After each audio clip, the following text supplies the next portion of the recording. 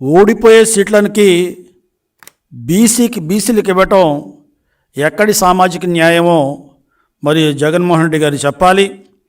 ఈనాడు రాష్ట్రంలో మరి ముఖ్యంగా రాయలసీమ ప్రాంతంలో బీసీలకు ఎన్ని టికెట్లు ఇచ్చారు అనే విషయం మీద జగన్మోహన్ రెడ్డి గారు ప్రజలకు సమాధానం చెప్పాల్సిన అవసరం ఉంది.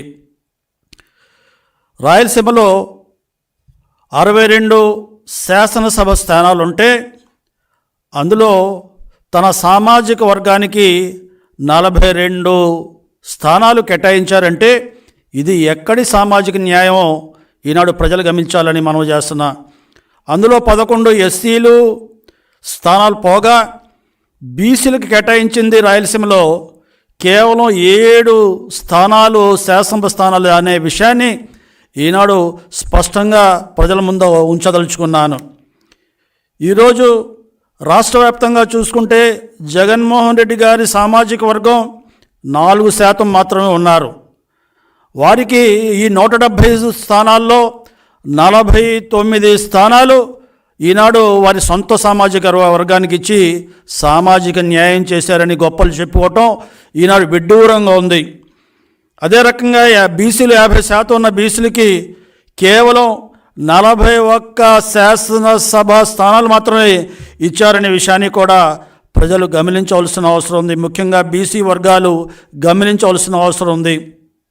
ఎస్సీలకి, ఎస్టీలకి రాజ్యాంగపరంగా అంబేద్కర్ గారు వారికి చట్టసభలలో మరి పాల్గొనే అవకాశం రిజర్వేషన్ ద్వారా కల్పించారు.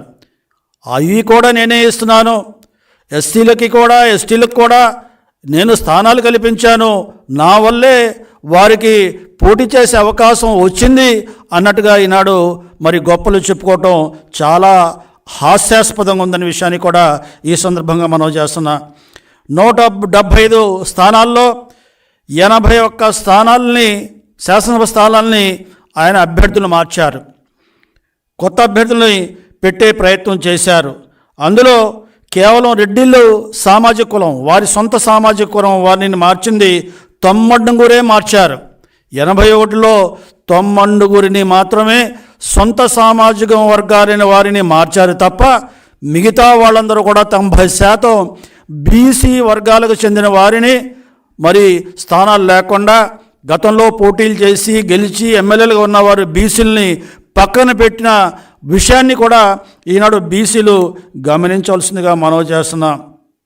7 పార్లమెంటు స్థానాల పరిధిలో ఒక బీసీకి కూడా టికెట్ ఇవ్వకుండా ఈనాడు సామాజిక న్యాయం చేశారని గొప్పలు చెప్పుకుంటున్న జగన్మోహన్ రెడ్డి గారు కేవలం ప్రజల్ని, ముఖ్యంగా బీసీలని వంచడానికి ప్రయత్నం చేస్తున్నారు. మంత్రివర్గంలో కూడా నేను బీసీలకి స్థానం కల్పించాను అని చెప్పడం హాస్యాస్పదంగా ఉంది. ఎవరు ఏ బీసీ మంత్రి కూడా స్వచ్ఛందంగా, స్వాతంత్రంగా తన మంత్రి పదవిని నిర్వహించుకునే అవకాశం లేకుండా చేశారు. రాష్ట్రంలో 5 పెత్తందారులను కేటాయించారు. 5 పెత్తందారులు సొంత సామాజిక వర్గానికి చెందిన 5గురికి సామంత రాజులుగా వారికేమో రాష్ట్రాన్ని విభజించారు. వారి చెప్పు చేతలలోనే బీసీలు నడవలసిన పరిస్థితి వచ్చింది తప్ప వారు స్వాతంత్రంగా పని చేయలేకపోయారనే విషయాన్ని కూడా ఈ సందర్భంగా మనవి చేస్తున్నాను. టీటీడీ ప్రతిష్టాత్మకమైన తిరుపతి దేవస్థానానికి మీరు బీసీలను ఎందుకు చైర్మన్గా పెట్టట్లేదు? అదే రకంగా ప్రతిష్టాత్మకమైన ఏపీఆర్టీసీకి మీరు ఎందుకు మరి బీసీలని మరి చైర్మన్గా చేయట్లేదు? ఏపీఐఐసికి మరి పెద్ద సంస్థ, దానికి మరి బీసీలను ఎందుకు నియమించట్లేదు అనేది కూడా ఈ సందర్భంగా మనం ఆలోచించవలసిన అవసరం ఉంది.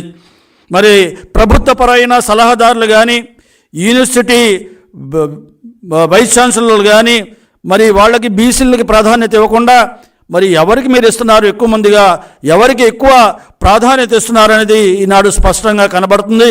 బీసీలకి సలహాదారులు కానీ, యూనివర్సిటీలకు వైస్ ఛాన్సలర్లు నియమించడంలో కానీ బీసీలకు అన్యాయం చేస్తున్నారనేది ఈనాడు సుస్పష్టం అవుతుంది.